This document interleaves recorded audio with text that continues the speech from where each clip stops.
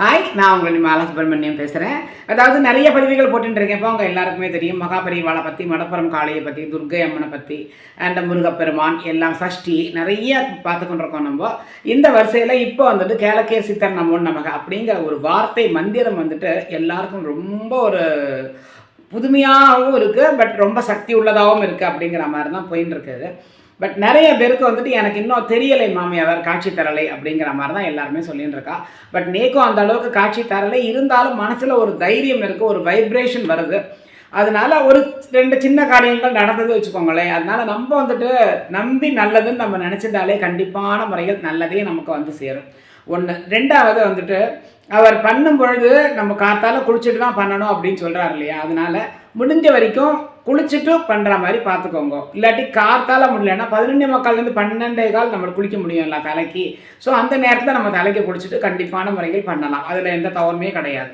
இனி ஒன்று என்னன்னாக்க, நாங்கள் வந்துட்டு நான்வெஜ் சாப்பிட்லாமா அப்படின்னு கேட்குறா. தயவு பண்ணி நான்வெஜ் சாப்பிட பாங்கு இல்லை, நான்வெஜ் சாப்பிட வேண்டாம். நான்வெஜ் சாப்பிட்டுட்டா அந்த பண்ணின புண்ணியம் நமக்கு கிடைக்காது. நான் உண்டாக்கி தரலாமா ஆற்றுலன்னு கேட்டேன். ஆற்றுல எல்லாருக்கும் நீங்கள் உண்டாக்கி கொடுங்கோ, நீங்கள் பண்ணி கொடுத்துக்கோங்க, அது பிரச்சனை இல்லை. பட் பூஜை பண்ணப்பட்டவா அதை சாப்பிடப்படாது. அது ஒன்று. அப்புறம் நம்ம ஒரு சாமி பூஜை மாதிரி 5 நிமிஷம் 10 நிமிஷம் உட்காந்துன்னு பண்ணுறோன்னாக்க, ஒரு பீடமோ ஒரு கவரோ ஏதோ ஒரு நல்ல யூஸ் பண்ணாதான் ஒரு துணி என்னத்தையாவது ஒன்று அங்கே போட்டுட்டு அதில் உட்காந்துட்டு தான் நம்ம பண்ணணும். அப்போ தான் அந்த பூஜைக்கு பலன் கிடைக்கும் அப்படின்னு சொல்லுவாள். இது தெரியாதவாளுக்காக நான் சொல்கிறேன். இனிமேல் இத்தனை நாள் சும்மா வெறும் தரையில் உட்காந்துன்னு பண்ணினவா தயவு பண்ணி ஒரு சின்ன பாயோ இல்லை ஒரு கவர், ஒரு பிளாஸ்டிக் கவரோ இல்லை ஒரு துணியோ ஏதோ ஒன்று அதை போட்டுட்டு அதில் உட்காந்துட்டு இவர் நாமாவை ஜபிங்க. நாட் ஓன்லி இவரோட நாமான்னு கிடையாது, தெய்வத்தோட இது எந்த ஒரு இது ஜபிச்சாலுமே நம்ம அந்த வெறும் தரையில் சொல்லாமல் ஒரு துணியை போட்டு உட்காந்து தான் சொல்லணும் அப்படிங்கிற மாதிரி ஐதீகம். மனக்கட்டை போட்டு உட்காந்தா ரொம்ப விசேஷம். அப்படி இல்லை ஒட்டவர் உங்கள் காட்டில் என்ன இருக்கோ அதை வச்சுக்கிட்டு நீங்கள் பண்ணிக்கலாம். சரியா? அப்புறம் இன்னொன்று என்ன கேட்குறான்னாக்கா, மம்மி எங்கள் ஆத்துக்காரர் வந்துட்டு மேபி எல்லோரும் சின்ன வயசாகவும் இருக்கலாம். அந்த மாதிரி இருக்கும் பொழுது ஆத்துக்காரோட தாராளமாக சந்தோஷமாக இருங்கோம்மா, வாழ்க்கை தான் நமக்கு முக்கியம். அதனால் காரத்தால் குளிச்சுட்டோ பட் வீடை கொஞ்சம் தொடச்சிருங்க. நான் வெள்ளம் ஊற்றி லைட்டாக தொடச்சி விட்டுட்டோம், சாமியுமே லைட்டாக தொடச்சிட்டு அதுக்கப்புறமா நம்ம எப்பவும் போல் இந்த தலைக்கு குளிச்சே ஆகணும். எண்ணெய் தேய்ச்சி வேண்டாம், நார்மலாக தலை குளிச்சா போகிறோம். எந்த திசையை நோக்கி உட்கார்றது அப்படின்னு கேட்குறா. அதாவது கிழக்கு திசையிலேருந்து வந்தார் அப்படிங்கிற மாதிரி தான் எல்லாரும் சொல்கிறா. ஸோ அதனால் விளக்கு வந்துட்டு கிழக்கு திசையை பார்த்துட்டு ஏற்றுங்கோ. சரியா? நீங்கள் வடக்கு பார்த்து உட்காந்துக்கோங்க. இப்போ விளக்கு கிழக்கு திசையை பார்த்து எரியறதுனா நீங்கள் வடக்கு திசையை பார்த்து உட்காந்துக்கணும். வடக்கு திசை எப்போவுமே செல்வம் அப்படின்பா. ஸோ வடக்கு திசையை பார்த்துட்டு உட்காந்துட்டு நீங்கள் சாமியை நன்னா வேண்டிக்கலாம். அந்த கிழக்கு சித்தர் நமோ நமக அதை நம்ம நம்பி சொல்கிறவளுக்கு கண்டிப்பான முறையில் அவர் வருவார்.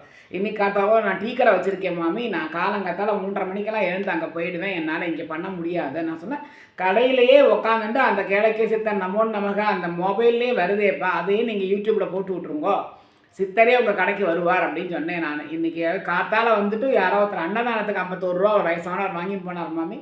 அவரை நான் சித்ததான்னா சித்தர் மாதிரி எண்ணிக்கின்றேன் அப்படின்னு சொன்னால் சந்தோஷம். நம்ம மனசில் தான்ப்பா இருக்குது. நம்ம உண்மையாகவே எல்லாம் நம்ம சைடு சாதகமாக இது நல்லதுன்னு நம்ம நினச்சிக்கிட்டா சந்தோஷமாக தான் இருக்கும்.